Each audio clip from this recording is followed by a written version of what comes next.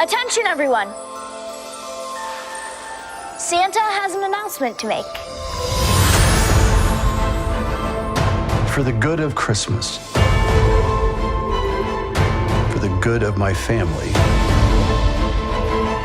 I, Santa Claus, have decided to retire.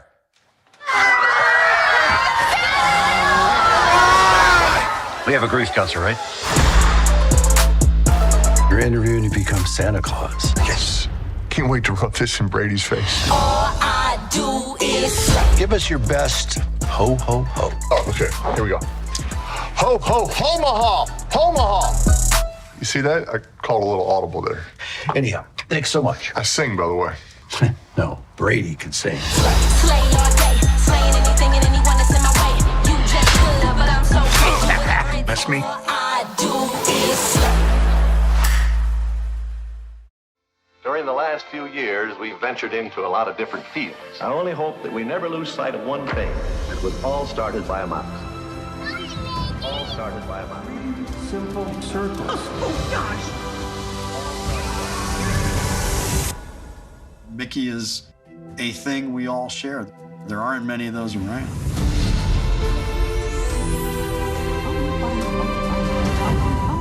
Oh, wow.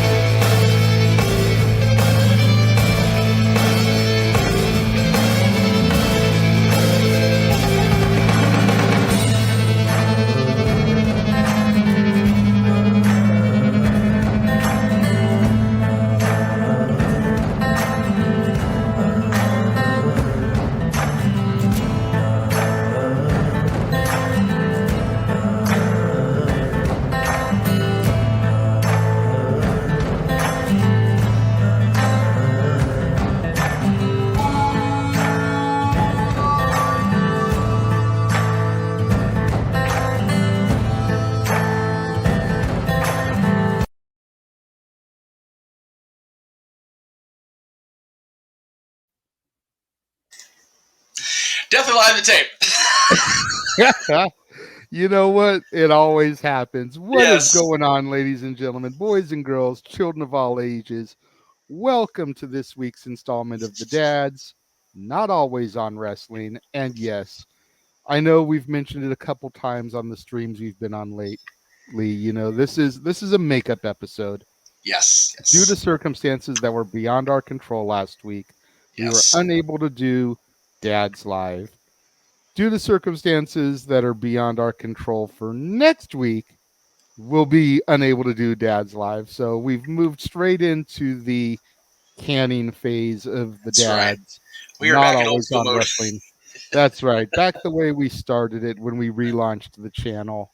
Yes. And you know what? At the end of the day, I think it's better because these two episodes notwithstanding, today's episode and next week's episode, Right. because of the fact that they have to be done in crunch time, Yes. it gives us a lot more time to get our stuff together, get stuff filmed, have it in the bag already. You know, everybody's waiting for the man with the bag, and he comes in a couple months, but have everything in the bag so that we can just coast through, Yes. you know. And today's topic, which was supposed to air on Labor Day, a day where the kids were not in school, Yes. is the top 10 movies that are set in school. Now, Yes. set in school is a very subjective term, the school plays a factor in some way, shape, or form to the storytelling of the film. And it Yes. doesn't matter what type of school. It could be a college, it could be a high school, there's junior high, there's elementary, there's kindergarten. There's kids that are in detention for a whole day. There's kids that play hooky from school. It's very subjective, as Jeff just threw it up. And, as long as the school is an integral part of the storytelling of the film and not just, oh, look, they drove past a school. That counts, right? Right. Yeah. That's what we're looking at today. So Yes. I happen to know that there's only 2 movies that we share because Yes. I've seen Jeff's list. Yes. And I'll reiterate this when we get ready to start my list, but I went completely left field today because I wanted to try to make sure that we didn't have too many similarities because Yes. I know Jeff. I know his mentality. I know his wheelhouse. I know how he thinks on these things. Yes. Quite so. So the fact that I was able to concoct a list and we still only share 2, it's going to be a good day, Tater. So you're going to have 18 movies, and I'm only covering 13 on my channel this month. I was going to say, I have quite a few that are on your monthly list here. So it's So even if we both had some combination of those 13 movies, right. there's still 5 different ones because I'm only doing 18 movies. And I know for a fact, having seen his list and knowing my list, there's way more than 5 that I'm not covering this month. There's way more than 5 on my list alone because there's only 2 on my list that I'm covering this month. So Gotta appreciate the co-host giving an unintentional segue because we're starting with one of the ones you're covering, and you're covering it this week, as a matter of fact, on Wednesday, I believe, before the Great Cherry Show. There we go. Number 10 right out of the gate, Mean Girls again. This is very much a, looking back, I like it more than I did at the time because, well, Lindsay's a little bit of a train wreck. Let's just not front about it, But and as a result, I wasn't into a lot of her content post her Disney graduation out of the Parent Trap era. But this one's damn good. It is a great. I mean, it's entirely set in school, this one. This is all about school and perception and, God, trying to fit in a new place, which is a muckerfuther for anybody, especially at that age. Golly, is it a son of a bitch to try to fit in someplace where you really don't feel you belong. And you're told point blank you don't belong. Yeah, you figure Katie has been homeschooled her entire life. Right. And she's entering not just public school, high school for her junior year.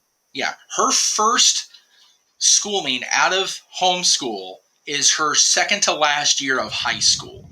Yeah. You can't tell me the freaking adjustment and therapy levels are not going to be exponential. Like, damn. And sure, that's exactly how it plays out. Of course, we get the proper ending, the way things ought to be in the world. And if we look at the world now, we go, okay, yeah, right. But it ended how it should, and that's what's important. Even though it's not a Disney film per se, very much a Disney lesson, a Disney moment. And I'm going to probe the brand way too damn much seeing where I am today, but that's okay. I have a feeling, it's like.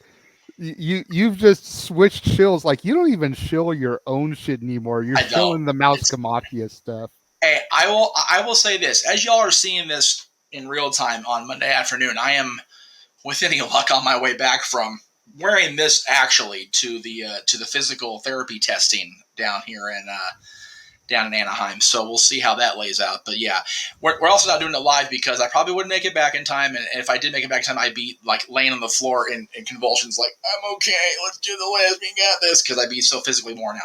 Yeah. So that's the main reason why we're doing that today. But Mean Girls is just so... There's a very good reason that JJ chose this as one of his, ladies leading the way movies for this week, because it is very much a female, both empowered and a subjugation, like trying to hold people down, like trying to not, empower your fellow female. That's, very much a topical point even now. Yeah, absolutely. I've loved Mean Girls ever since it came out. The cast is just amazing, between Lindsay, Lacey Chabert, Tina Fey, of course, Tim Meadows, and I enjoyed this movie so much that I had to really get into it when I got ready to review it. Right. Because I'm airing my review for it on Wednesday. Yes. For a reason. On Wednesdays, we wear pink. Aha! Okay. There you go. Right. I went out and got a pink shirt just because of that one line in the movie. That's God tremendous. bless Wally World, $6. So it's not a Right? huge waste of money, but No. Seriously, let's show all the corporations. Gotta love Wally World for their inexpensive stuff. Gotta detest the Mouse Mafia for their expensive stuff. So it's all good. you can't love Wally World for the way they run their company. You can only love them for their merchandise. No, and that's a universal truth on both sides of this equation. Yeah. Anyway, we're not going to go down that rabbit hole. No, I've never follow the White Rabbit into whatever version of Wonderland I get, whether it's Johnny Depp or not, because that's a whole other conversation.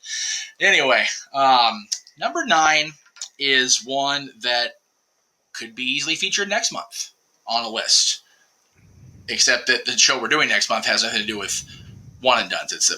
There actually was a sequel to it, but there should never have been a sequel to it, because everything beyond this was just god freaking awful. And this one was so just right place, right time, right actress, right theme. Everything just hit on point in this movie. Go ahead. I would say, are you talking about Rob Zombie's Halloween 2? Because unfortunately, I am covering that next month, so I know you can't be talking about that. No, I know how much you love throwing that sequel in wherever you can, because Rob Zombie's Halloween very easily could have been a one and done. Sequel never needed to be made. Says the guy who tweeted said he liked it when it came out, but that's a whole other story. Anyway, I will find that tweet again. I will put that shit up. I swear. It was a Facebook post. It's already past its memories. Well, then I'll definitely look for it then. Anyway, number 9 is definitely one that should have been one and done. And if we're all being real about it, it really is a one and done, because the other stories tied in ish. Carrie. Man, oh man. I'm gonna laugh at you. Right? Yeah, it's Sissy Spacek, which, in our, not our generation, in the generation that came after us, have these youngins name a Sissy Spacek movie. I'll wait. You're which right. is messed up, but that is how it is. But this one, it again, it's very much the same type of theme. You're trying to fit in. You don't really belong, and you're told all the damn time you don't belong. But do you really know who you're dealing with when you say something like that? Because this young lady decided to telekinetically bolt everybody in and burn the place down. So, it kind of didn't work out so well for the Mean Girls in this one. It's very much an opposite extreme of the Water Boy. Yes. I am so glad you brought that up, because it's very much the case. Waterboy, Bobby ended up getting his happy ending more ways than one, right, Fruza? Anyway, Heyo. But again, we all know I'm not big on the horror movies or the thriller movies or whatever. Lord knows I can't stomach too much of them. But this one, this one's enough of a at least at first subtle, because it ain't subtle at the end. No. But I wouldn't really call this a horror film. I mean, No. yes, it does fit into said genre. yes, I consider it more of a psychological thriller. yes, yeah. If Blockbuster had more than 5 categories, it would fit into psychological thriller, but it didn't. Yeah. So that's why I put it in a horror. Blockbuster mindset after all these years. That's right. But yeah, and like I said, it was a great story, a very, very well made movie for as old as it is. With the graphics and everything being what they were back in 1970, whatever. But they tried too hard with sequels, and they definitely tried too hard with that remake. Oofa. Yeah. Oofa. Well, I will definitely be getting into all of those at some point, because little insider information here. Next year for my 31 Days of Halloween is going to be Stephen King films. Yes, and let's not undersell the fact that behind all this mayhem is the devious mind of Stephen King. So Yeah. So So this will be featured. I don't know if we'll get to the Rage Carrie 2 or the Chloe Grace Moretz reboot or any of that stuff, because Stephen King does have a lot of material to cover, enough that it can be split into 2 months, if we're being honest. Right. So it will get covered eventually, but I don't know if I'll get to all of them next year, but the original definitely will be on the list. So next year can be the Stephen King movies that did work, and then the following year should have been done. There you go. Oh no. We got to mix it up some. Got to mix it up. I know. Got to go back to the slasher franchises. Got to go back to the old school. Oh yes. Trying to mix it up. Kind of like how last year I did trilogies, and this year I did movies with one sequel. Next year I'll probably do franchises, and then rotate again. Go back to trilogies, etc. I dig it. I dig it. Number 8 is another one that honestly could have been a one and done, and it would have been okay. It turned into not quite a prolific American Pie level franchise, but again, anything beyond the first one, very hit or miss. This one, though, hits. And I am ashamed of myself. I like this movie so damn much. I'm not going to lie. But again, this is Kirsten. It's Kirsten Dunst, right? I always mess her name up. I believe so, yeah. Yeah. But just, this is when, she's not quite at Spider-Man yet. Almost there. Not quite Spider-Man year yet. But she was still very much a prolific actress before that, coming from childhood. And, this is one of her first major adult starring roles. So yeah. It was cool to see her, again, bubbly blonde cheerleader. Gee, that must have been a bitch. So out of type. But again, it's very much the same vein as some of the other movies that are going to come up, later for me. A movie you did last week, actually, Dangerous Mind. Kind of implanting that outsider element into the urban territory. It's very much they're battling from beneath to try to overcome. Ironically, they're trying to overcome the status instead of the other way around in most movies. So I enjoy the story. The competitions are always cool to watch because, having been such an integral part of our high school program out here with both football and cheer, I chuckle at some of the stuff. It's like, man, we could, especially the year, because the year this came out was actually my junior year, so I was still very much involved. 2000, right? This movie came out in 2000? Think so, yeah. It's either right around or shortly after I graduated. Some of the routines, just like, yeah, we wouldn't get away with that shit here. Just no way. This is very movie. Yeah, if we tried that, we'd be suspended or expelled for some of the crap they were pulling off there. For real, like nowadays, cheerleading competitions look like they're auditioning to be working, down at the local strip club.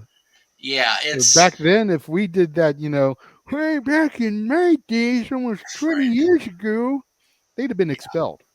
Oh yeah, Yeah, it's Period. we do have Not suspended, expelled. yeah, like you can't attend school in this district no more.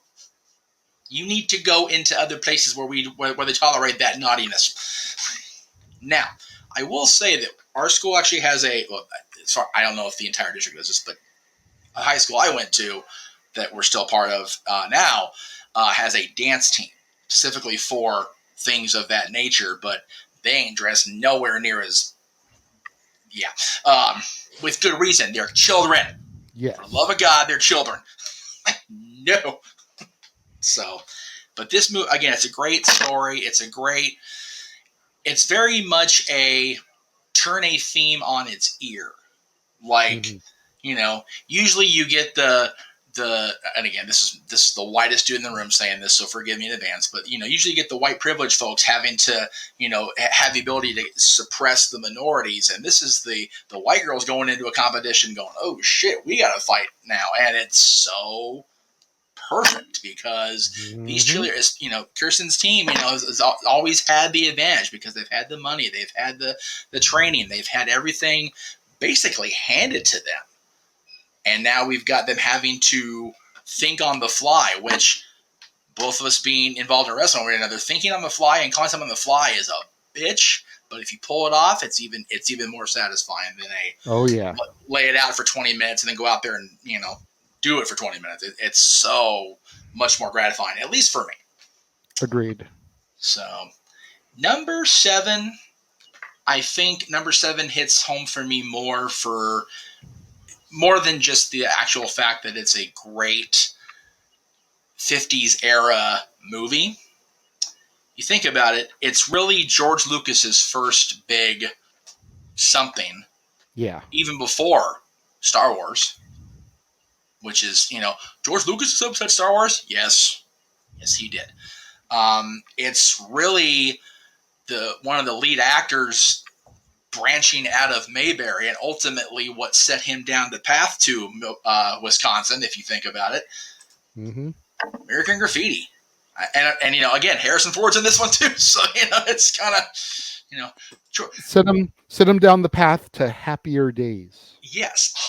Very good. Yes. And, apparently George and Harrison Ford worked just perfectly with each other because kind of worked out for both of them down the line there. Well, you figure Harrison is in a blink and you miss it moment, right? But to say that he is a part of this movie. Well, I think the point I was trying to make was even in a blink and you miss it, George Lucas saw enough of something where he put him in the Han Solo role, and I know that he had a hand in Indiana Jones being cast. So there you go. Hey, if a blink and you miss it gets you freaking Han Solo and Indiana Jones, dude, keep on blinking and missing me, please. Right? Like Jesus. And again, I'm gonna go corporate here briefly. Here we go. That reunion of Temple of Doom at D23 was the cutest damn thing. We actually showed it on Monday night Saturday. That was just you're the one that posted it, so I appreciate that. That was really cool to see that. I it's one of the many things I regret not being there this weekend, but anyway. This one, but between that and the Muppets thing. Oh right, damn, that was depressing. Just seeing the picture of Ariel. Jodie Benson with the Muppets. Yes. Yeah, it was one of those. Now that I am enough ahead of the game on getting information, hopefully, I can go if they have it here next year. Because it used to be D23 was an every other year thing. I don't know if it still is. I think it's now on the even years because they had to cancel it that one year because of the pandemic. Right. Because it's usually been on the odd years. Yeah. D23 for the other years is usually in Florida for Disney World. They usually trade coasts. So theoretically speaking, it should be 2024, which should give you plenty of time to work your magic there, Mickey. Yes. Well, with any luck, I'll have been there a year by the one in Florida next year, if that is a option. But we'll see. Anyway. American Graffiti, again, it's a great movie. It stands alone in and of itself. It is one of those timeless 50s era set movies set in a school setting for the most part. Again, we talked about it, they kind of deviate a lot in these movies. I was going to say, if you want to get technical, it takes place on the evening of their graduation. Yeah. So the school it's there, Yeah. but it's minor, but it's there enough because all these kids are graduating. Like Ronnie Howard's character is, contemplating what's happening for college the next year. Yep. So school is very much on their mind and what is to come once they leave school, which is why while the building may not be as much of a focal point, right? It's definitely all about what has just happened with graduating and what is to come for the future, be it college, entering the workforce, etc. Right. And again, we talked about it. This very much led to Gary Marshall going, "Hey, wait a minute, we got something here." Happy Days. So, which then spun off Laverne and Shirley with Ron's girlfriend in American Graffiti, Cindy Williams. So yes, and it's doesn't the help that Gary's circle of life. Yeah, doesn't hurt that Gary's sister also got a part of Laverne and Shirley, but crazy to think how long ago so many of these things were. And, League of Their Own is still a thing, thanks to Amazon. So there you go. But yeah, I love this movie. Now, you said very clearly that this... it does have a sequel, More American Graffiti. I've never seen the sequel. No, nor have I. Some people would say that's probably for the best, but it is a movie with one sequel. Can add to that list for down the road there. There you go. So this last one didn't take place in school hardly at all. Like you said, it was a underlying kind of like a under the table theme. This next one takes place entirely in school. It's so much in school they in detention the whole damn movie. And again, how can you possibly even talk about a movie set in school? How can you have a back to school themed month like you're having without The Breakfast Club? My goodness. And just Agreed. This cast is just ridiculously talented, ridiculously... some of them are overhyped. Some of them, I feel, are underhyped even now to this day, which is bullshit after all these years that these five people are still, either so, jammed into the stereotype of this is what they do. And, again, Anthony Michael Hall is only now really with, having done Dark Knight, having done the Halloween movies, is really starting to make a resurgence-ish in this part of his life, this part of his career. Whereas after this, cough, Ali Sheedy, cough. Yeah, after this and after Weird Science, Anthony Michaels just kind of just like hovered there. Like he didn't really do a whole lot after this, unfortunately.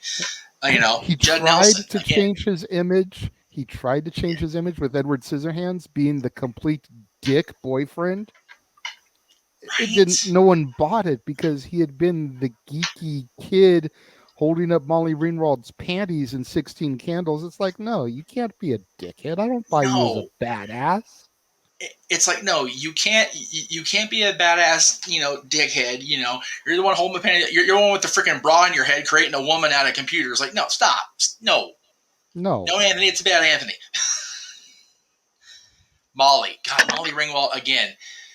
You mentioned 16 Candles. It just, pretty all the things that Molly did in the 80s, and talk about getting freaking not only put in a typecast into a part, but man, jammed into that hole and just not able to break free from that. It's so ridiculous. Even Emilio, who is in one of your favorite Western series ever, he did that. He did the Ducks, of course, and he did this, all the ones with the Brat Pack. But he didn't really get that breakout past those movies. Yeah, Which, unfortunately, which is why he went to behind the camera and started to do more yes. directing. Hey, and you know what? Some of the stuff he did, can't even fault him for that. And No. he did come back to us in the Ducks briefly. We're losing him again, but we'll see. We'll see how Game Changers does in season 2.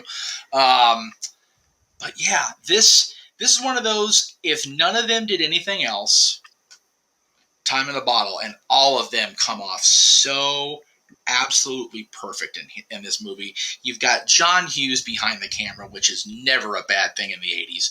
I was going to say, you could say that about all the Brat Pack films. If none of those actors or actresses made anything past those films, and we're specifically talking about 16 Candles, Breakfast Club, Pretty in Pink, Ferris Bueller, Weird Science.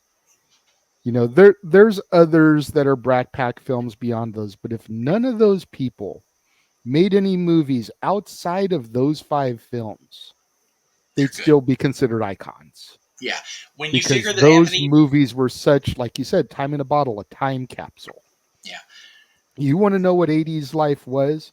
Pop in one of those movies. Yeah. The fact that even now I saw an ad, because, you know, I see these damned ads on Facebook because I follow, you know, CreepyCon or whatever. The fact that Anthony Michael Hall, and I forget how to say his first name, so forgive me, Elam Mitchell Smith, I probably said that wrong. The fact that both of them had a con appearance recently, and their primary thing they plugged for both of them, even Anthony Michael Hall being in Halloween Kills recently, was big old Weird Science banner. Like, these movies, like, again, 80s and even 90s now, you know, the icon movies, the very much set in these time movies are so having a resurgence of popularity that they can go out there and make the kind of money they're making off these classic films. So good on them. And they're so cool too. You know, I'll never forget bumping into Anthony Michael Hall at that convention that day in Long Beach. Yep. Taking a picture with the dude for free. Like, he could have easily been charging up the ass. Yep. But I asked him for a picture. He was like, get over here. Where's your camera? Right. You know, on the contrary, a couple tables down was a man who had made his name, you know, some 30 years prior, painted up in green, trying to overcharge people. And these days he's known as being a cameo. But I digress. Again, neither one of us have been. That's right. Neither one of us have been shy about our feelings about Mr. Frigno. It's okay. It is what it is. The fact that his most recent role that I can think of was actually a guy playing a green-skinned guy in a fan series of Star Trek. So there you go. Talking about typecasting. You mentioned this next one, talking about the Brat Pack movies. So let's just get into it. Let's go ahead and talk about this. One of my favorite things ever. And it's so funny that I say that because I hadn't seen it the whole way through, start to finish, until I moved in with this guy. So, and that's a crying shame. It is a crime, but at the same time, I didn't really do all. And again, this is not a knock, so please don't take it as such when you watch this later, bud. Very much a Noah Foster mindset when these movies were coming out, and it was very much wrestling or bust back when I was. I mean, it still is now to a certain extent, but I'm watching more stuff on television and movies than I ever used to. Again, well, plus you were born in '83, right? Yes, sir. So you were 3 years old when this came out. Yeah, so I wouldn't have seen it in theaters at all. There's no chance in hell of that. But it's funny. I see this movie and I think back, you know, Matthew Broderick. Oh, Inspector Gadget. Oh, Jeff. You know, Alan Ruck. Oh, the captain that killed James T. Kirk. Oh, Jeff. It's like, right. But that's like, it's a virtual bitch slap for that. That's how I see these guys because I didn't see Ferris Bueller until later. But man, now that I have, I mean, you know, I can still take Alan Ruck or leave him because he's a damn freaking Red Wings jersey throughout the whole movie. But you know, whatever. But that's okay. Hey, but you know what? I have recorded proof from our top 10 musical moments and non-musical films where you said that on that occasion it was okay for him to wear a Red Wings jersey. Well, yeah, because he's having the greatest day of his life, so it's okay. It's all good. Other than that, not so much. You talk about every, and I mean every, high school student's dream day. Like, Jesus, this, like, we all wanted to go and just take a day off, whether we were allowed to or not. Like, okay, bye, I'm out of here. See you later. Without Ferris Bueller, there is no Zach Morris. Yes. Period. Whether he's trash or not. And period. Yeah, guy can see that he's trash at this point, but that's okay. But yeah, without the chutzpah of Ferris Bueller, there's definitely no Zach Morris. There's definitely no anybody in that vein of Parker Lewis, lead actor. Lose. Yeah, nope, none of that without this movie. And yeah, I try very hard not to look back and regret at this point, especially on stuff like this, because it's movies, Jeff. Relax. Yeah. But I definitely wish I had seen this movie sooner and could appreciate it even more than I already do in the short time I've been able to see it. So iconic is definitely a overused word to say the very friggin' least, but this movie's iconic. Agreed. So this one here was a surprise to me because I hadn't seen it in many years. But I went back and rewatched it and forgot how awesome it was, even for 1989, and how far it went to start pulling the lead actor out of his "he's only a ha-ha." Okay. Dead Poets Society. Okay. Man. That's a hot take. That's a good one. And believe it or not, that is one I still have never seen. Man, I have it booked. I have Yes. it booked. Yes. But I have not seen it yet. Yeah. When you do another school setting theme month or, whatever, yeah, definitely get on this. It is. That's not where it's going to fit in. And if I tell you where it's going to fit in, it's going to make you cry. Very likely. That's okay. August 2024. Yep, It'll gonna be cry. 10 years since Robin's passing. Yep, a whole month of Robin. Okay, gonna look down and just not acknowledge it. Cool. Acknowledge me. Right.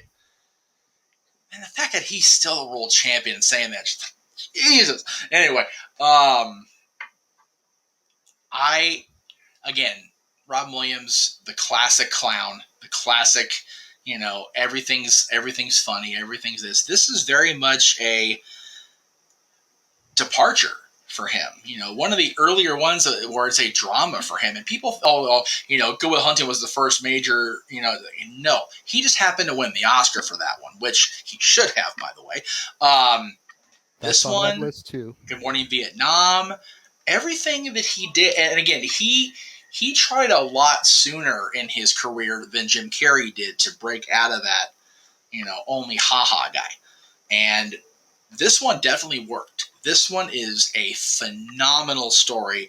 You have a guy who is using his teaching of poetry to inspire a group of students, which even in 1989, poetry was like, oh, that's lame. So, and it's set in 1959, which is even more, even back then they were like, teenagers were very much becoming a thing in the late 50s, early 60s. So they were rebelling against everything, and poetry was just not cool. And this just works. It really does. It's so well told. You can't go wrong with Robin Williams.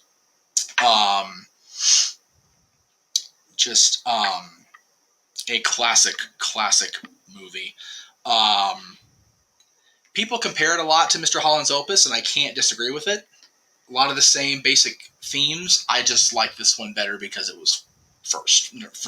That's one of the many reasons. I love Robin Williams. I like Richard Dreyfuss. I do, but I think that Dead Poets Society definitely did the basic story just a little bit better. That's fair.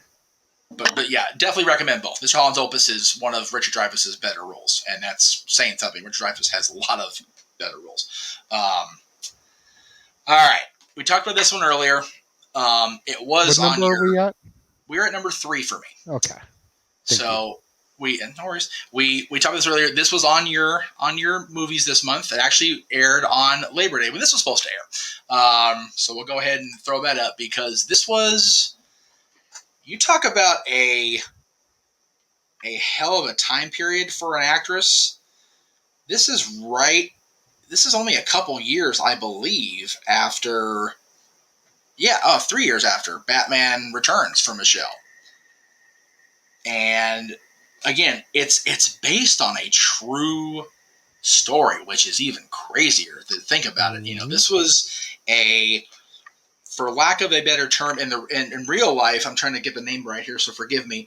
U.S. Marine Luann Johnson, who just a few years before the movie actually was made, took up a post teaching at a urban high school, for lack of a better term, and faced a lot of the challenges you see Michelle Pfeiffer's character face in the movie. And you talk about, I make the joke about being the whitest guy in the room. She was definitely the whitest girl in the room. Like, going in there and teaching a group of students who, God, they're dealing with segregation. Even in that point in history, they're dealing with extreme poverty. They're dealing with all the crap that, us with privilege tended. That doesn't still exist. It's not a thing. Oh yeah, it's very much a friggin' thing. Yeah. Especially in Palo Alto where this takes place. I mean, it was just. And if this movie didn't hit you square in your perception / stereotype gut, then you weren't paying the hell attention. It's just that simple. Both ways. I mean, the kids call her white bread. Yeah. And, for her to have she's lady, but for her to have the balls to stick around and deal with that anyway, good on her. Both the real, I mean, if you're a Marine, you got to be a badass, right? So it's, you're not going to take that shit from anybody, let alone even, in a strange setting, some punk kid. It's like, you're going to call me? Okay, well, guess what? I'm a U.S. Marine. Do it again. Go ahead. That'd be my mindset. Like, I'm too weak to be around here. How many bullets did you bring home in your gut this week? I'll wait. And again, where they live, they could have that conversation, unfortunately, which was part of the dynamic of the story. Yeah. So and again, it didn't get a whole lot of good reviews. It was very mixed, but man, it took off like a rocket commercially. And thanks largely in part to one particular song. Yes, and I will briefly praise this man because Lord knows I hate doing that shit. Gangsta's Paradise. Here it goes. Right, exactly. It's all the Long Beach Grand Prix's fault that I met him and got the interaction I did, but whatever. But that song, even now, like, it still resonates so deep with so many different walks of society, and I think that's the key here. And I think if anybody else initially does the song, if anybody else initially cuts the track, it doesn't hit near as hard. No. But because Coolio, who was very much, struggling in his own way at that point, had a hit with it, the movie took off. The song freaking took off to the moon, Cameron Grimes style. To the moon. So much so that it's one of the rare ones that Weird Al got in legit trouble for parodying. So, But that's debatable based on whose side you listen to. Of course, Al asked for permission. Coolio supposedly gave permission.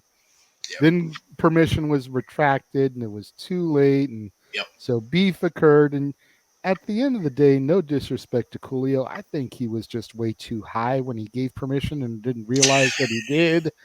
And later, people were like, yo, you hear what this white boy doing to your song? Right. And then it became cool to diss Weird Al. But you notice Al's career didn't suffer. No, anybody else had done that, their career probably would have stunted and been over. Right. But Weird Al was so beloved and already had such a reputation of being the guy to go to the artists and get their blessings that they're like, I believe Al. I believe he called you. You gave him the blessing, and now you just think it's cool. Your buddies think that you've gotten dissed, and so you think it's better to be a gangster and act hard about it. Yeah. Well, Period.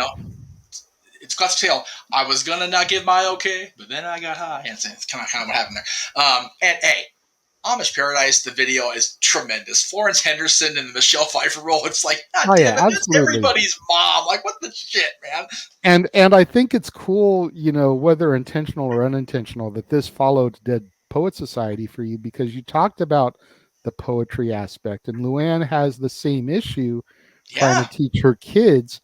So she goes the route I would go. She goes to song lyrics. Yep. She breaks out some Bob Dylan, some Mr. Tambourine Man, and reads that to them as poetry, and then segues into, forgive me, I believe the poet's name is Dylan Thomas. And can you find the similarities between the two poems now, Mr. Tambourine Man and this poem by him? Do not go gentle into that good night by Clark Thomas. Yeah. Thank you. Yeah. And brings it, to make it fun for them.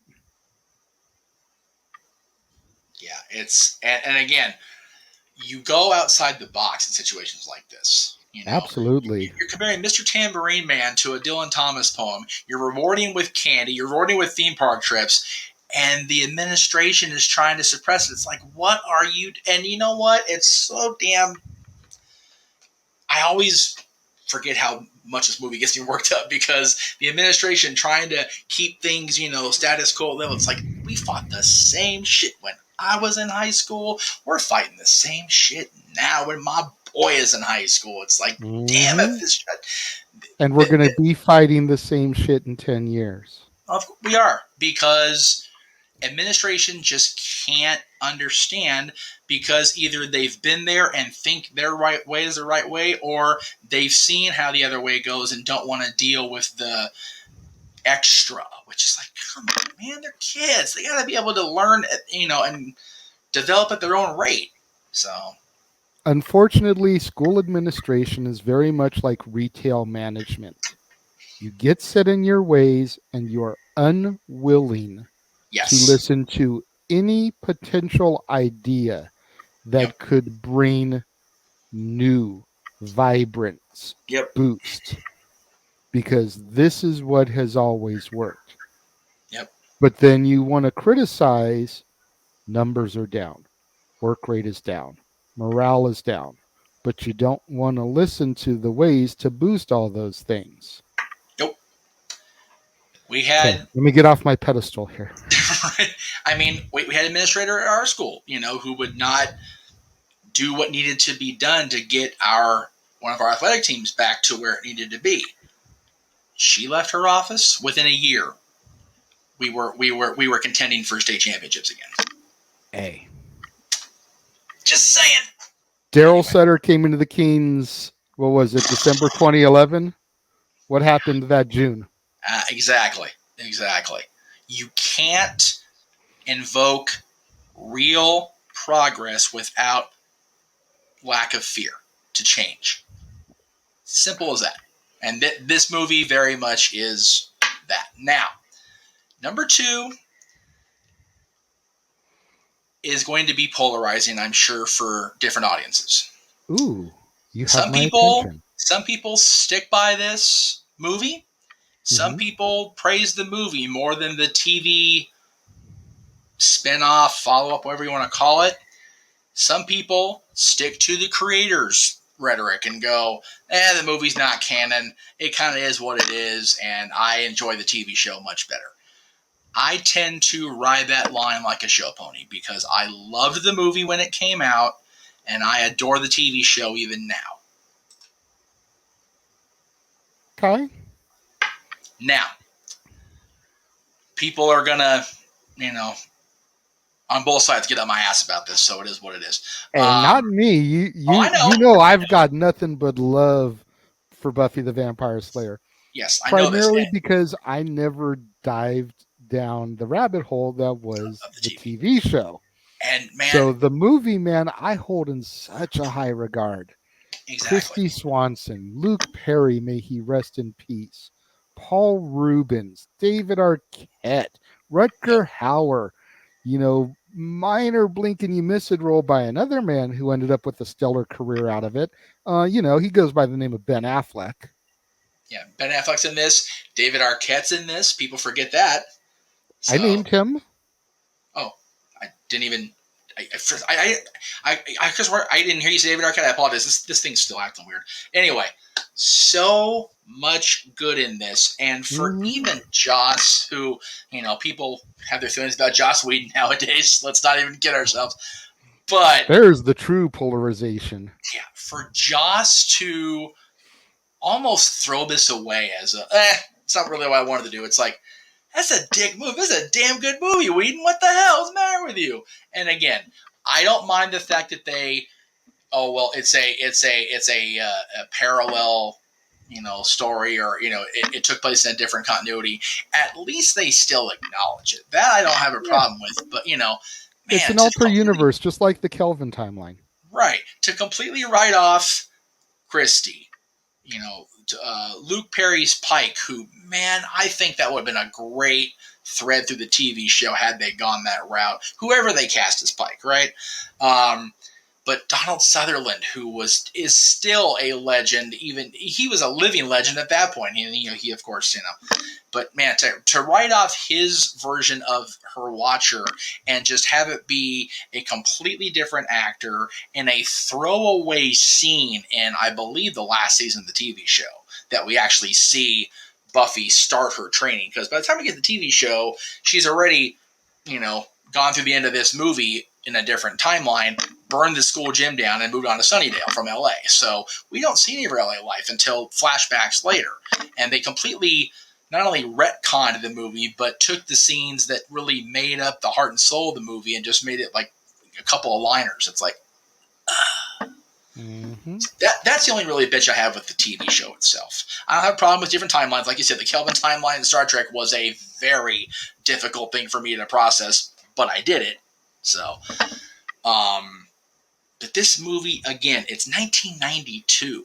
You figure Paul Rubens is only a year off of the horrible, naughty, terrible thing he did. It's like, dude, he was walking off in a theater. Get over it. Like, in an adult theater, no less. Adult theater at that. Like, seriously. It's he wasn't sitting there in the middle of Beauty and the Beast. He was in an adult theater. If anybody else had done that, nobody wouldn't have given a shit. And if Pee Wee Herman didn't look like freaking Beelzebub while he was doing it, nobody would have given a shit, right? So, ironically, the makeup for Buffy the Vampire Slayer wasn't too far off how he looked in that mugshot, so let's just go ahead and say that out loud. But yeah, he had that and Batman Returns the same year. So, for all that time he took off and all the need he felt to go away, the two movies he had right after this bullshit went down, again, both not the lead role in either case, but man, Paul hit home with both of these. Batman Returns, I still say, is better than the original Batman movie. I'll say that. I'll die on that friggin' hill. Buffy is so criminally underrated now because of the TV show and how... I absolutely agree. And I'm not even going to disagree that the TV show for 7 seasons was phenomenal, as was Angel. But, man, to undercredit the movie is absolutely criminal. And I don't applaud it at all. Because, y'all, even if you are straight up Buffyverse and you believe in the Joss Whedon, whatever, go back and watch this movie and tell me it doesn't stand alone as a great film. If you never see an episode of the Sarah Michelle Gellar version ever, this movie kicks all that ass. And especially coming up when I did, Right. Again, you were 9. You hadn't even quite turned 10 when this came out. Right. I was neck deep in 90210. I was gonna say you were. So to go and see a movie at my local multiplex with Dylan McKay in one of the lead roles. Yeah. Yes, please. You figure for a 16-year-old kid to go see this movie with, probably even at that point, the main person on 90210, the breakout, the Fonzie of that show. I'm going to see a movie with a gorgeous blonde and Dylan McKay. Yeah. Teenage hormones, I'm just saying. It's like... Because I want to be Luke Perry, and he's in a movie with a hot blonde. Yeah. It's like, how many times can I see this movie before my parents start wondering about my sanity? For real. You know, So good. not trying to objectify Christy Swanson. That's not my intent. So don't send me hate mail as a result of that. But, think about it from a 16-year-old's perspective. And if you want At to that do time. that, and if you want to do that, send hate mail to the Hefner State because they put her in Playboy. So, Hey. just throwing that out there. All right, number one's going to be sad. Right now. Number one's going to be sad because of a recent happening, unfortunately. Okay. But it is my favorite, primarily school set movie. It will forever be my favorite musical movie. It's one of my favorite plays that was turned into a movie. Is it Let the me just word? keep going on and on and on, or I can just throw up the graphic and get going on my actual review. It's the word. Okay. Oh. And again, Olivia just passed. I know. It is, it is what it is. I don't think I can say anything more about this movie that I haven't said in the last 20 years of doing this podcasting stuff regularly. The last 3 years that we've been back, the over 10 years we've been doing shows together. Grease is the word, and I know Bird is the word. I know we're going to get back into that shit again. But Grease hits every point for me in a movie, and a story, and casting. Everything about this, I absolutely adore. I will always cherish the movie. I was even more high on my decision making in my love life because Dylan's mother actually went to high school at the high school that they set the facade, the exteriors at for Rydell High. When I realized that, and I was within walking distance at the time of where they lived, it was like, dude, let's just have the pilgrimage. Let's just go ahead and do this, for real.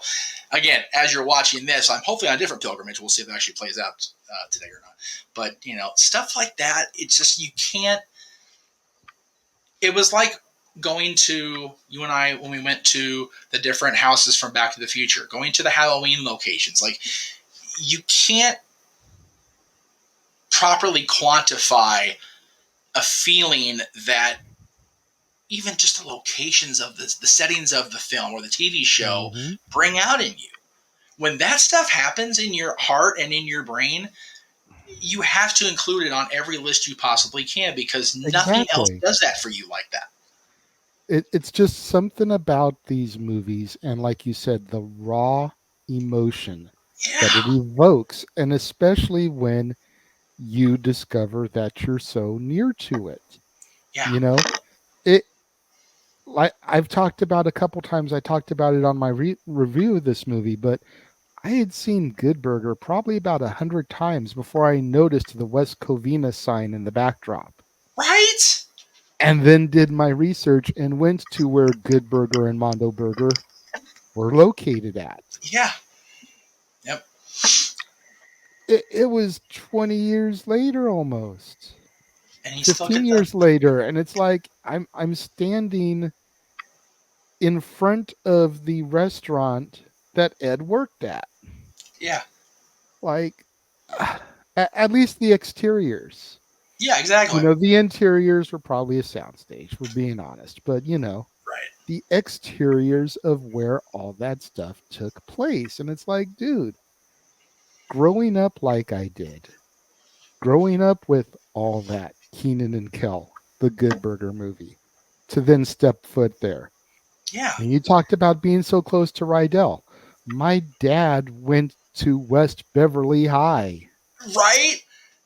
Technically Torrance High School, but it's the exteriors that they used for West Beverly. We just were talking about 90210 and Luke Perry. The same exterior they used for the Buffy the Vampire Slayer TV Sunnydale High School. Like you mentioned, going to the Back to the Future houses, growing up, watching those movies from essentially when they first started hitting VHS, because 85, I was 9 years old. Right. I don't think I saw the original in theaters. I don't think I saw part 2 in theaters. I might have, but I know I've seen part 3 in theaters. Yes. At the time. I think I saw the original Back to the Future on a re-release in Of theaters, course. Yeah. But but like you say, to stand there in front of those houses, yeah, to stand there under the tree that George McFly is peeping on, and he drops in the road and is supposed to get knocked loopy, which starts his romance with Lorraine. yes. Of course, it ends up being Marty. Yeah, to stand on that spot. Yeah, right? it's like, dude, this is where that scene took place. Seriously, the Go fact into that the same Twin day. Pines Mall. Oh God, that was a freaking trip to see that sign. Like seriously, that still mind fucks me to this day, for real. Back to Greece, though. You being so close to Rydell is like, that's a place I'd like to go, because Greece is one of the first musicals outside of the Disney verse. Of course. That I can sit here and say, yeah, I like that musical. Like Annie, Grease, and Rocky Horror were probably the 3 first musicals, non-Disney verse, that really resonated with me. And you want to talk about different time periods. Annie was when I was a kid. Grease and Rocky came in college. Yeah, shoot, Rocky didn't come in for me until after I started dating Dylan's mom, so that was long after that movie came out. But yeah, just the idea of pretty much every weekend when we would walk to our local breakfast spot there by her parents' place, and we have to walk by the high school every single time. It's like, it's still there. Because, and again, going out of my way to buy fairly expensive Pantages theater tickets to see the play of this, the play this movie was based on, just because it was there.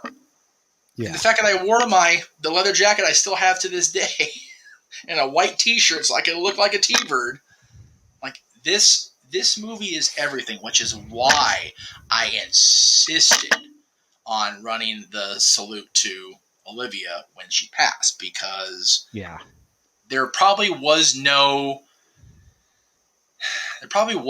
musical centric movie that meant more to me from jump than Grease. Yes, Back to the Future has been in my life forever. Yes, I talked about it all last week, how much Pinocchio still means to me.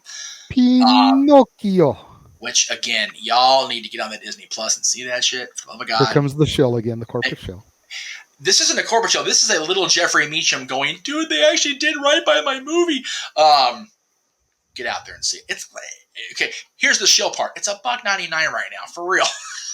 Seriously, there's no excuse. But yeah, this one and Pinocchio and Back to the Future all are in that wheelhouse. But because, and again, Back to the Future could be on this list too. It really could, because a lot of it's set at Hill Valley High School. But it's not the primary focal point of the story, like a lot of these are, or even a major underlying theme in the story, like these are. So, all right, I have said my piece. Okay, so, go ahead and switch over to comments, so I can switch over to my thing. And yes, I will be, but I will also be working on the closing of the show as I do this. So there you go. Carry on, my wayward son.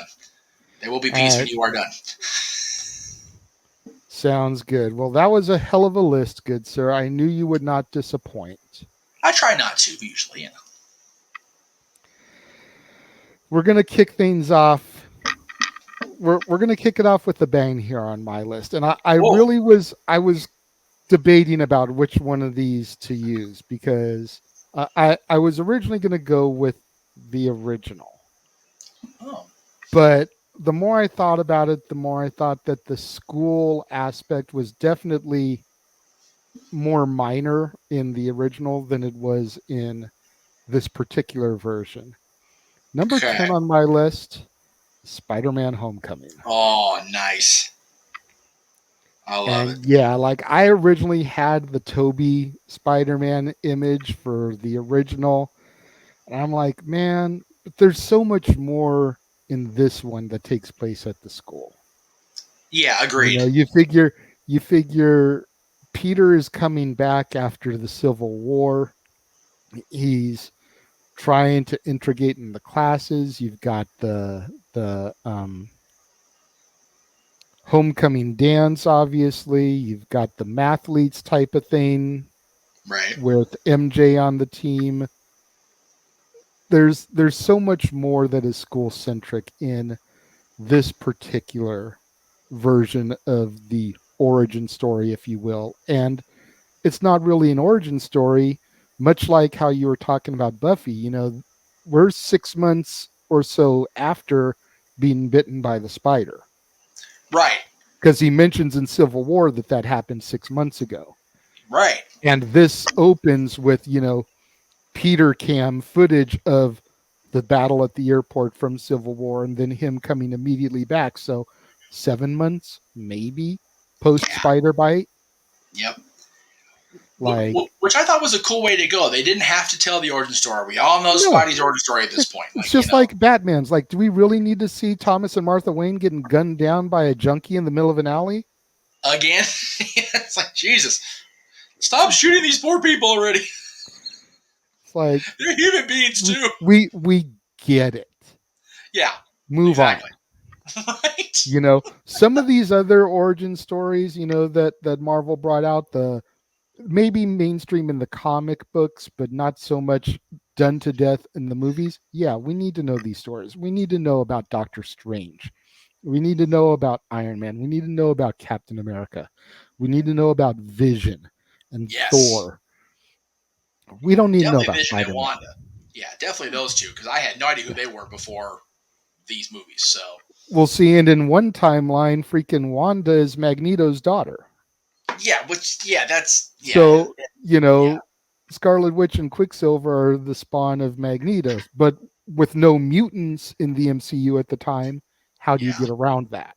I'm looking forward to see how they integrate all that shit now that they've actually starting to get their hands on X-Men. I'm like, this is going to be interesting how this all falls out. I mean, yes, multiverses are a thing, but even still, it's going to be fun to watch. I'm hearing a rumor that Deadpool 3 is going to have a return to the wheelchair for Patrick Stewart. They've killed that man enough on screen in the Marvel multiverse. Movies. I know, but still. Multiverse, It's like, I'm not going to get into spoilers if you haven't seen the movies, but no.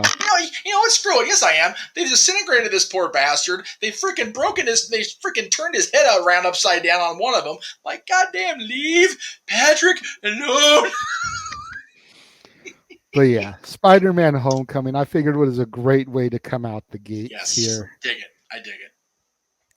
Like I said at the start of the show, a lot of my movies are going to come out of left field here because I wanted to try to stray away from what I knew Jeff was going to do. Okay. Number 9 on my list definitely falls into that wheelhouse, but it's a movie that I love to death, and I don't own it yet. Finding it on DVD, Blu-ray has been near impossible. Okay. But it's another great mid-90s urban school, white teacher, female trying to turn things around. I'm talking about Sunset Park. Oh, wow. Jeez, yeah, that's definitely not my wheelhouse. Rhea Perlman, she's been left by her boyfriend. She wants to start a restaurant, and she's already working at the school as a teacher for one class. So she decides to pick up coaching the basketball team to make a little extra cash so she can get her dream done sooner rather than later. Wow. Ends up meeting this group of kids. Some of the highlights of the team is Fredro Starr from Onyx and a very, very young baby Terrence Howard. Baby. Yes. And it's the Mighty Ducks in basketball. Very much She takes these bunch of losers, shows them some stuff because she doesn't know nothing about basketball. Right. And they pick up on that real quick. So they give her no respect. They don't listen to her, nothing.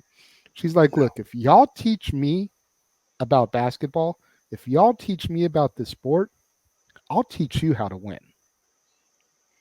And the two sides are able to come together. go to the state championship. See?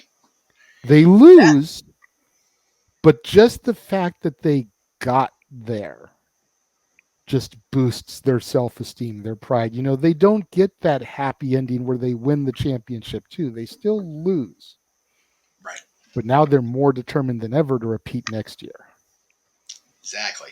And that, however you tell that story, it works, man. Mm-hmm. You've got Coach. It's the proverbial rags to riches story. Yeah, exactly. It's the tagline for Ducks was he's never coached, they've never won. Together they'll learn about whatever, life lesson or whatever. It's like that shit just works. Mm-hmm. And Rhea Perlman, even now, everybody loves Rhea Perlman. Like she's just one of those. You can't help but love her, even though primarily her characters have been characters you just want to like flick off your table. Just shut up, Carla especially. Yeah. But yeah, sassy and sarcastic, and she wasn't really that in this. She had to play more of the maternal mother role, which was an interesting twist for her. Yeah, and it worked. Yeah, you think usually she's playing sassy and sarcastic, or she's playing the evil the evil maternal stuff. It's this was definitely a switch for her, and I felt like it could have gone sideways very quickly, and it didn't. It worked, which again, that story, that basic core story, with the right people, can work pretty much every time. And with Rhea, it definitely did. Absolutely. And then a phenomenal soundtrack too, which we've discussed in the past on the channel. Yes. Top 10 movie soundtracks. I won't go all depth into that, but make sure you check that out. It's in the archives, folks. Number 8 on my list, I can't say on our list, but number 8 on my list is from a man who's definitely more known for being an action hero. Kindergarten Cop. Oh, honorable mention. Didn't even remember this. Damn. I'm mad at myself. I mean, this movie is so good and so cute, and it gets lost in the shuffle of the Schwarzenegger library. Oh, it really does. You think of the Terminator, you think of the Predator, you think of Commando, you think of Conan the Barbarian, you think of The Last Action Hero. You don't really think about Kindergarten Cop. But you should. It's so good. It really is like it's a forgotten gem from the early to mid 90s Schwarzenegger catalog, because it came out like right around the same time. I want to say either just before or just after Terminator 2 Judgment Day. Yeah, it's not too far off. So it's like it's totally forgotten because of how amazing that film was. Right? One of the biggest sequels ever. Yeah. Especially at the time. Especially at the time. Granted, movie tickets are more expensive these days, so box office numbers are bigger these days. But of course, early to mid 90s, arguably the biggest sequel of all time. Well, yeah, and even when you adjust for inflation, Terminator 2 Judgment Day, again, that was the first one of them I saw. So that one always resonates with me, and it had the potential. It's like, how do you possibly go back on the original story? Because it was the original was damn good too. But man, Judgment Day went hold my frickin' whatever the hell they were drinking on that in 1992. Hold 91. my everything. Oh my, right? Yeah, well, there we go. There it is. And then the fact that it spiraled into this multi-film franchise, it's like, no, you melted the Terminator. You destroyed Cyberdyne. Unnecessary. But I digress. Back to Kindergarten Cop, though. Again, so cute, so fun, and a step away from what you expect from Arnold. Yes, there's definitely some action elements to the movie, but it's way more of a family-centric film. Exactly. I agree. And that That's what it needed to be, because again, when a lot of times when you have these actors go out of their proverbial wheelhouse, it's disastrous. This is far from that. Yeah, it showed a different side of him. Yep. That then was able to be capitalized on with films like Jingle All the Way, Junior. Yes. Things along Junior those should lines. not have been good, and it was anyway. It was so we're dropping shit. It was so cute. I liked it. Number 7 on my list made an appearance on your list. It's one of the two we share. So Ferris Bueller's Day Off. Nice, dude. I love it. We talked about it on your list. A kid playing hooky, and while you were really too young to appreciate that film when it came out. At the time, yes. This movie was my Bible. Right. This movie is part of the reason why the vice principal at my junior high school had my dad on speed dial. Yeah. Because I was Ferris. A little bit. I was the guy that was always trying to get out of stuff. And I copied some of his tricks down to a T, the licking of the palms. All the stuff he covers in the first 20 minutes about the ways to play sick and not get rushed to the hospital. I've done all of them at least once. Oh yeah. Calling out to both work and telling my dad I was sick by making heaving noises and dumping soup into the toilet. Oh, classic. So it sounds like you're throwing up. I'm not proud to admit it at 46 years old. Right. But I'm being honest here. Ferris Bueller was my shit. Yes. And as the dads, not always in wrestling, we do not advocate anybody doing this, especially our own children. You stop that right now. Yeah.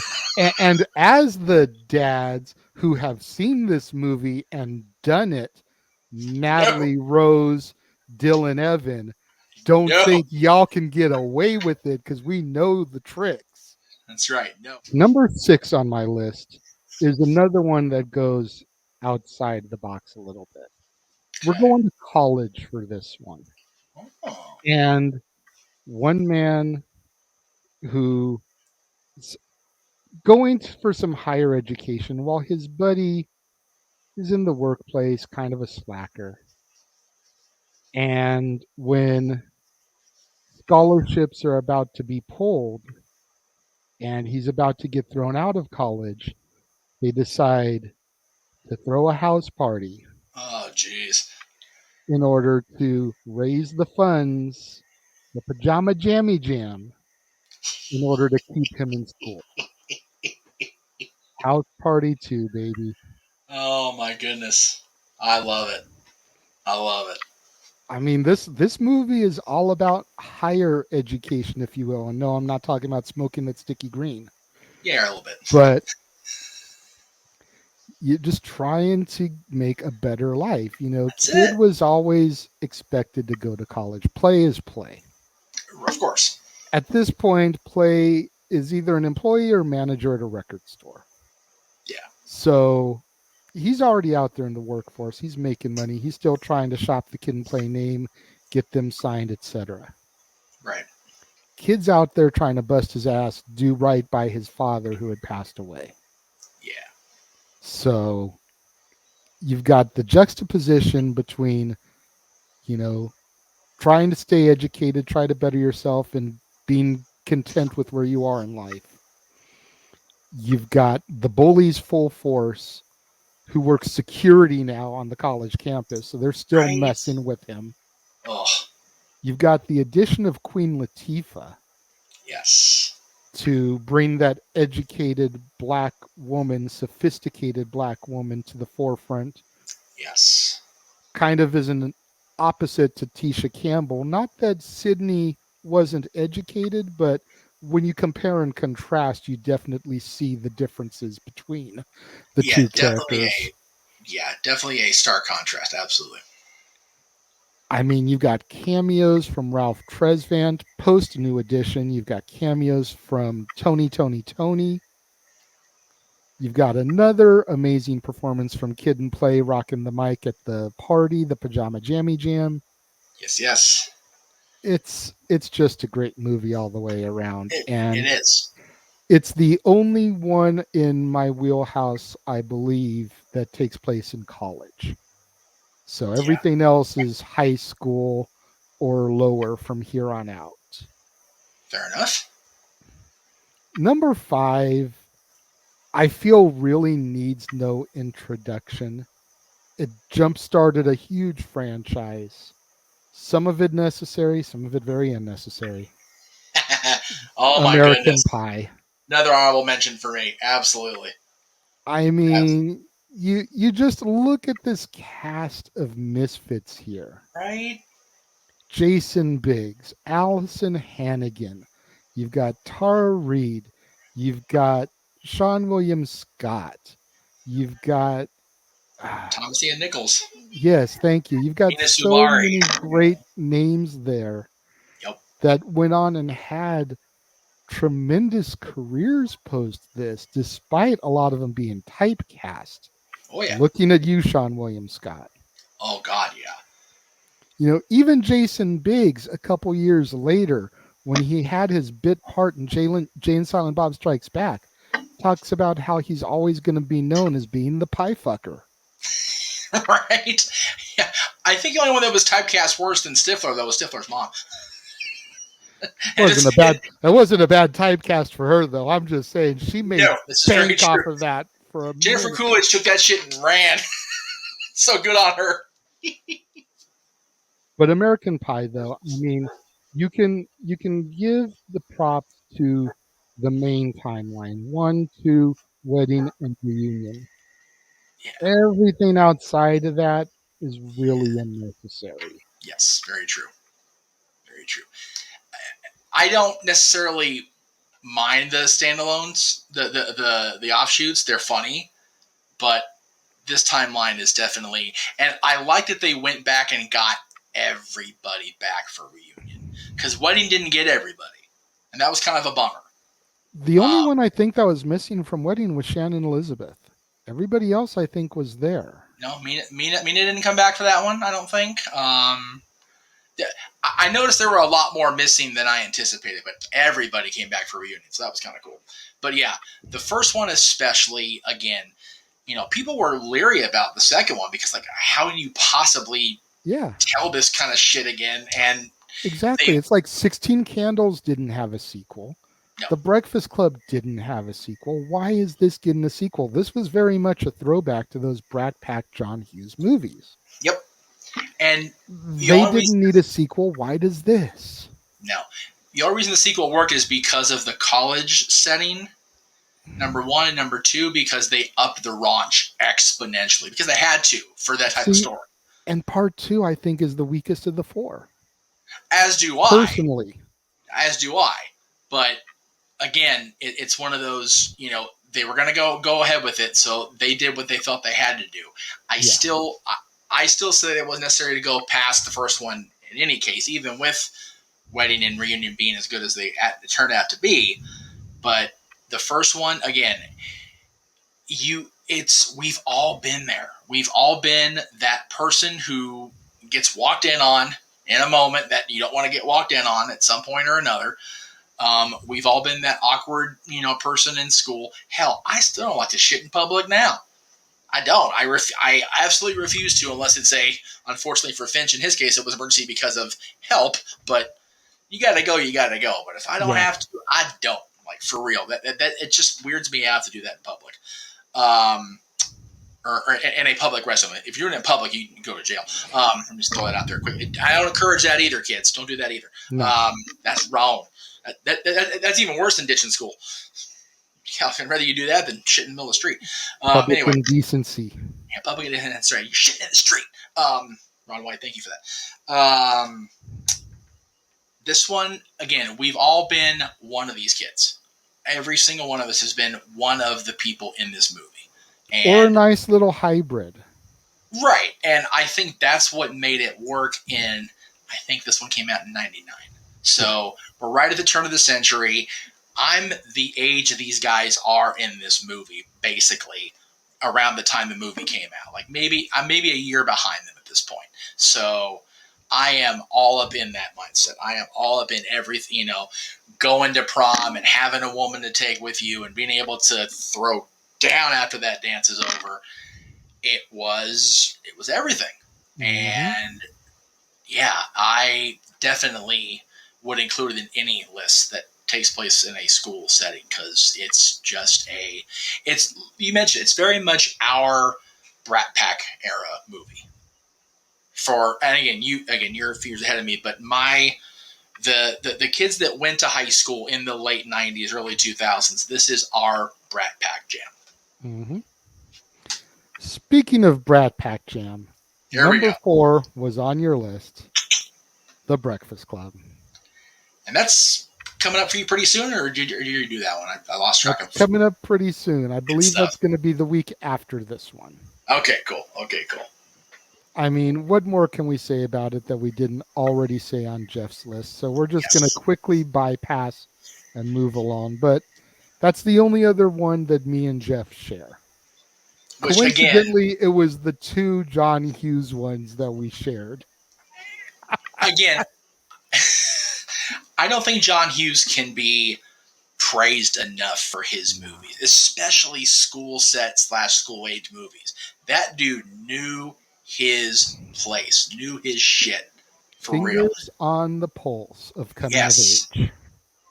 Yeah, and everything he did, not just the school stuff, hit right in the feels with somebody.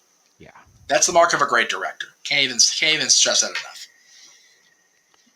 Number 3 on my list is going to be another one that really kind of comes out of left field for some people, but I've seen this movie a couple of times now, and it just hits on all points with me. If I'm remembering correctly, it's a high school prep school, so a little bit more elite that it takes place at. All right. And the cast in this, I mean, you want to talk about star-studded, especially for the time and coming out. School Trial. Wow, yeah. Oh, yeah. Just take a moment to soak in those 4 names. Right. Brendan Fraser, Chris O'Donnell, yep, Matt Damon, and Ben Affleck. Yeah. So you've got 2 completely different generations of a Batman in Affleck and a Robin in O'Donnell. Yep. Right out the jump there. Yes. Then you got Matt Damon, who goes on to make his name in dramatic, coming of age, school type roles there with Talented Mr. Ripley, Good Will Hunting, etc. down the road.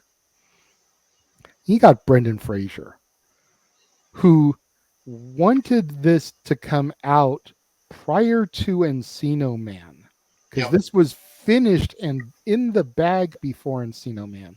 Yep. But Encino Man came out first. So immediately this movie drops, and it's like trying to change that image of him as Link. Yeah, which is such a muckerfucker, man. Oh my God. And he's been more of the goofball ever since Link. Yep.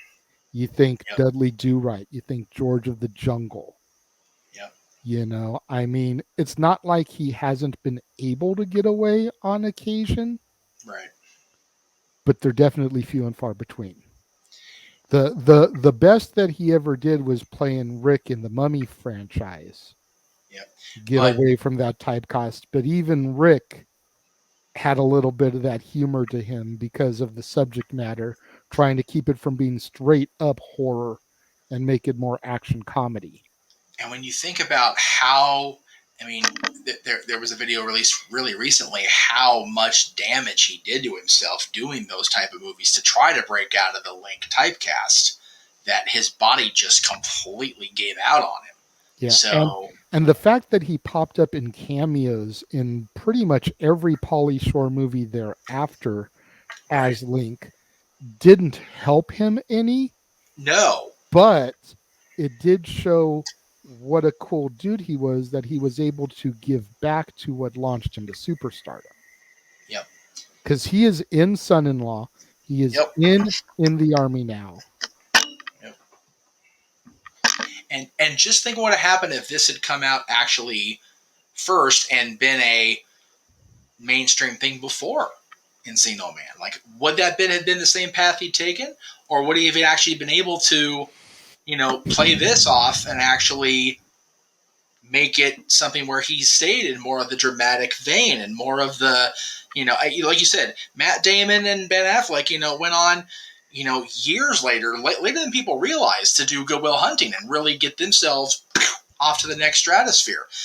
Chris O'Donnell was not too far off from playing Robin. So, this really could have been all four of them's defining moment, but because Encino Man hit first, everybody saw Brendan as dude first, and it was arguably detrimental to his physical state. Box office, dude's making money, he ain't gonna bitch. But this movie, I've only seen it once ever, and I loved it. So if I'd seen it more, I probably would have made at least an honorable mention on my list. But it is a very well-told, well-made movie, and I think it doesn't get near enough love, again, because of the timing.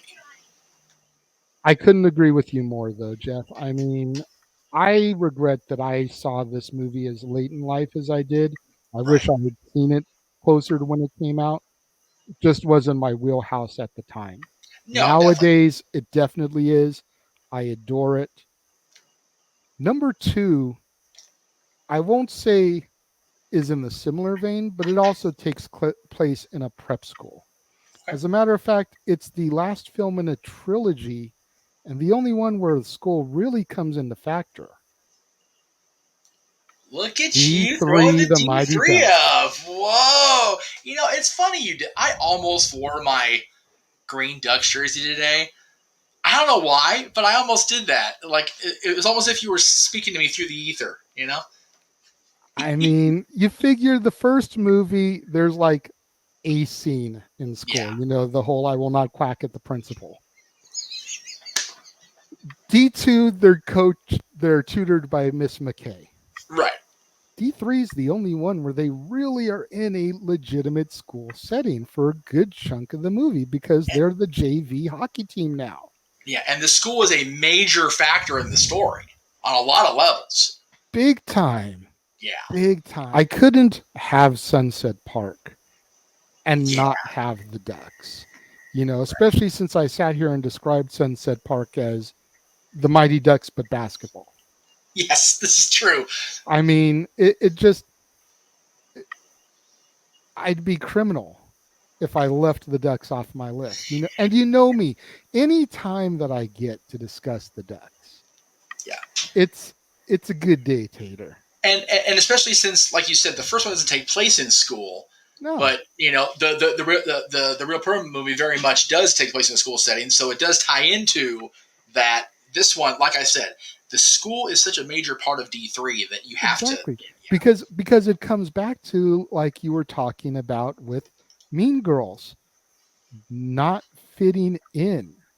These kids don't belong. They're only there because they got a free ride on a scholarship because they won the Junior Goodwill Games. Now they've got to prove that they deserve to be there, both on the ice and in the classrooms. And in the classrooms, they're doing great. Yes. But on the ice, they're falling apart. Yep. Because Bombay is gone, their other enforcer, Portman, is gone, and Charlie's being a dick. Yeah. I was going to say, people talk a lot about the fact that D2 is basically a D1 retread, and I can't argue with a lot of that. This is very much Charlie's movie. This is very much, okay, Charlie is the one with the issue. Charlie is the one that is not adjusting to the changes in his life, good, bad, or whatever. He is having a major issue with a lot of this. So absolutely. I love that you included this movie and that it's so high. That makes my day, because people shit on D3. I go, dude, eat me. This movie's awesome. It really is. And you want to talk about movies that need to be applauded for being on my list. Movies that are so high on the list. Number 1, Back to the Future. And you talked on your list about how it could be there, but the school isn't a central part. I disagree. I completely disagree. When we first meet Marty, he's late to school because he stopped at Doc's house to play on his amplifier. Okay. He arrives at school, he's late. He's getting busted by Principal Strickland. Yes. He's auditioning to be the band at the dance. But, he's too darn loud, as Huey Lewis says, as his band tries to play a Huey Lewis and the News song. Yeah. Then he goes back in time. Then he sees his dad and his mom at school.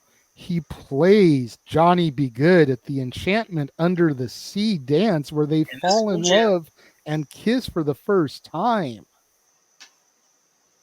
The school, while maybe not as central focused as D3, has some very major storyline driven moments.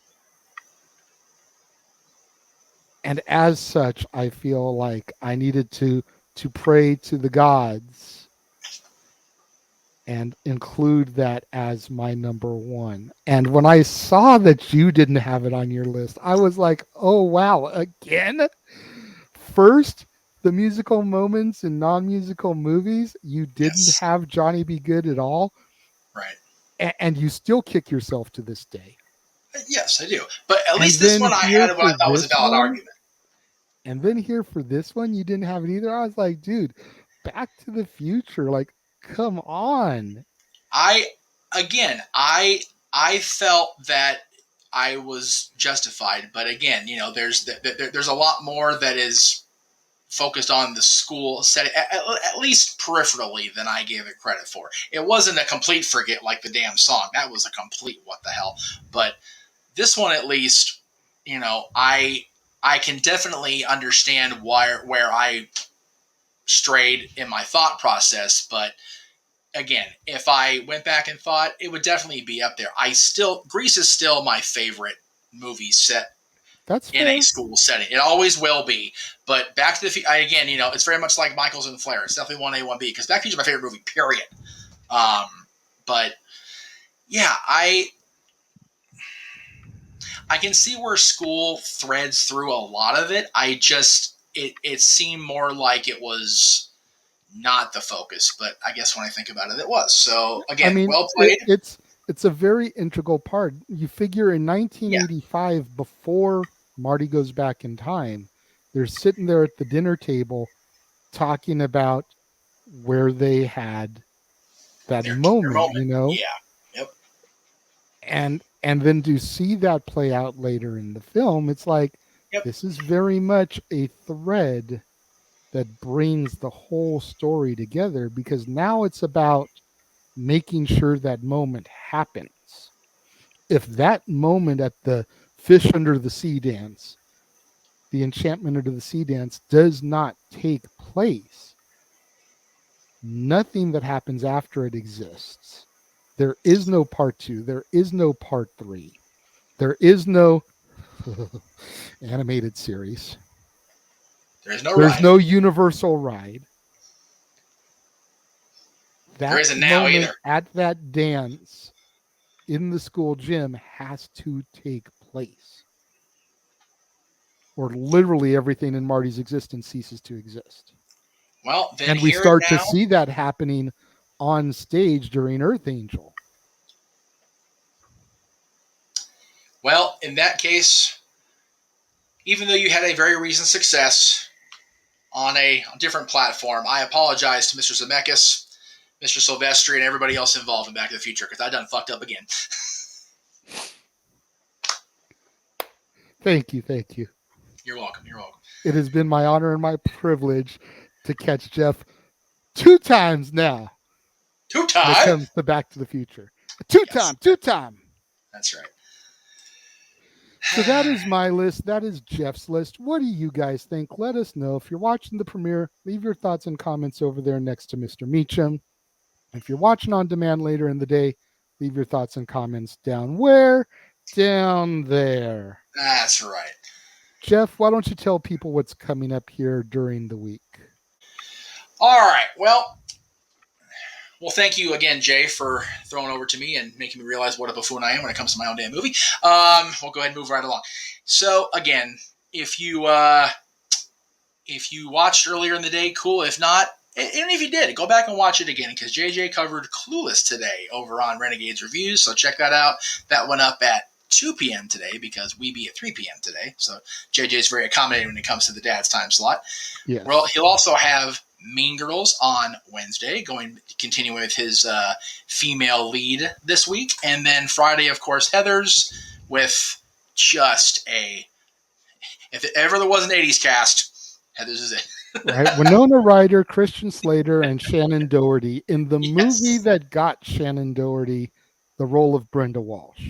Yeah, I mean that's at the end of the day, because Tori Spelling saw Heathers and told her daddy Aaron, "This girl needs to be part of the show." Yeah, and the rest, as they say, is history. Yes, good or bad with Shannon, Lord knows. And remember, if you're going to sit down and watch the Mean Girls review with me on Wednesday. On Wednesdays, we wear pink. Oh, yes. So make sure that you're rocking some form of pink on that day. Otherwise, you can't sit with us.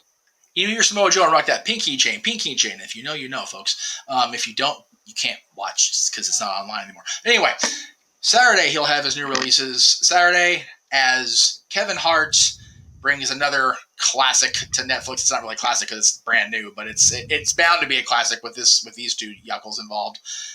Freaking Me Time. It is a Netflix exclusive. You can check it out right now on Netflix, yes? Yes. So definitely get on that before Jay reviews it Saturday. Make sure you watch it so that way you're not ignorant about what's going on because ignorance is not an excuse. And I'm quoting a New York City judge on that one. Sunday, the War Zone. What is in the War Zone this week, Mr. Williams? Do you have a particular wheelhouse you're going into this weekend? Because not yet. Sunday, good Lord. Not yet. All right, we will definitely be on the lookout, on the horizon for the War Zone. But before you get to the War Zone, you got to go through Thursdays on the Renegades Reviews because She-Hulk is still a thing, at least through October 20th. That's right. And David Otunga is now a member of the MCU, so there's always Love that. it. Now we've got Batista and Otunga in the MCU official. Yeah, Dylan run in and do an Unga Tunga cameo, but he won't do it because he's too cool for that now. So it's okay. And then on the me side of things, of course, and I didn't hold this one. God damn it all to hell. Well, as I go ahead and plug my stuff here, of course, Wednesday you can check out the Greg Cherry Show as you can each and every Wednesday on both the Greg Cherry brand and, for now at least, the Jeff Meacham Network, depending on if I'm there or not, because you never know with Wednesdays with me, especially once the Mask and Mafia takes over my existence. But before we get there, Tuesday on the Casa D-18 Studios, which is tomorrow, Stat Boy Sports Bar featuring Dory Lou. It is week 1 of the NFL season. At last, we're finally here. Good grief. Took forever, it felt like, to get through that damn summer and preseason. Lord almighty. But Mikey will be back with everything that happened in week 1, including the Cowboys and the Buccaneers game yesterday. So it was what it was. But that is that on Tuesday, followed, of course, by the return for now to the usual time slot of 10:05 Eastern, 7:05 Pacific of Talk Wrestling on all 4 channels. I'm just going to kind of keep going until I can't no more on that show, basically, is how it's going to work out. Because it's just one of those, I mentioned it, that I was trying to set it up as a note underneath me, but not doing the shows is undercutting my profit on this side of things. So for now, just got to keep on keeping on. As the boss said, keep moving forward until we can't anymore. So there you go. Exactly. But that is all coming up this week. Of course, we'll be back here next week in this time slot of 3 p.m. Disneyland time, 6 p.m. for you kids out there in Disney World area with our ranking of the top 10 TNA/Impact X Division champions. Again, very much a JJ thought process.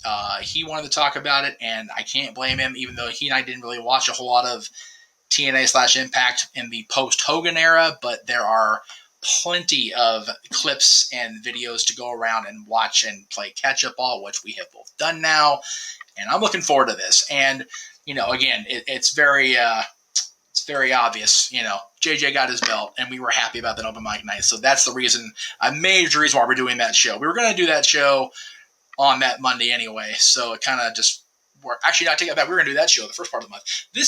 Today's show and that show is kind of flip-flopped a few times because of scheduling and shenanigans. So shenanigans, buy the shirt. #shenanigans. Buy that shirt over at the spring store for the Jeff Meacham Network. It is a DADS, not always a wrestling shirt, so be on the lookout for that. It's got shenanigans down the front. Buy it in purple and gold. You know you want to, because that's the way it should be on DADS, damn it. So anyway, I believe that's it for the shameless promotion. So there we go. If you will, brother. Thank you once again for joining us here today on the Dad's Not Always on Wrestling, as we discussed our top 10 films set in school. For the West Coast Professor Jeff Meacham, I am the Renegade JJ Williams, and we will see you guys next week right here on both the Casa D-18 Studios channel and the Jeff Meacham Network when we discuss the top 10 X Division champions. See you then.